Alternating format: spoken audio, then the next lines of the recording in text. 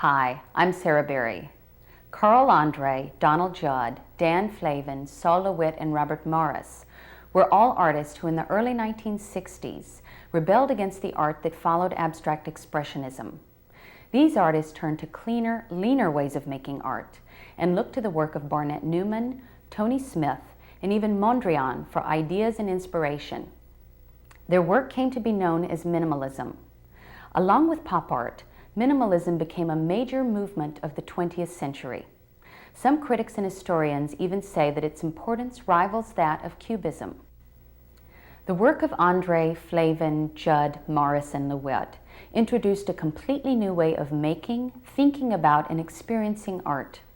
On this program, we'll see exhibitions of two of these early minimalists, Flavin and Judd, as well as the work of Serra, Richard Nonas, John McCracken, and Mel Bochner, artists who built upon minimalism.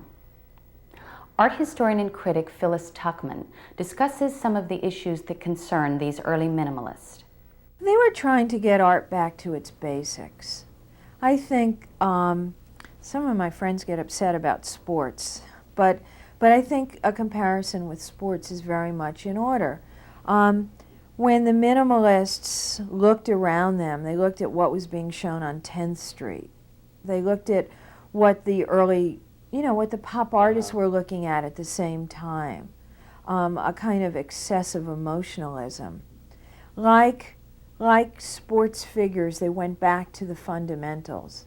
If you can't hit the baseball, if you can't put the basketball in the hoop, you can't play the game. They talked about anti-composition. They talked about not wanting composition, but that's pretty much what they restored. They went right back to angles, to right angles, to circles, to squares, to rectangles. They had a really deep belief in abstraction, which somewhere along the line has gotten very lost in the 1990s. They believed in the moral character of abstraction. They really understood the sensitivities of Mondrian. So they brought composition back. It was an art of the university. It was an art that was what we called at the moment head trips. I mean, if there was ever a head trip, it was minimalism. That term has long since faded away. But that's what this art was. It was conceptual. It was programmatic.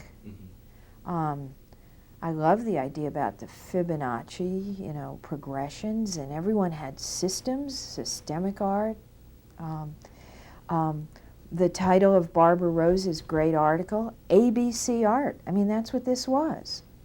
It was simplistic, simple-minded in a way, and yet it was up there with, E equals MC squared.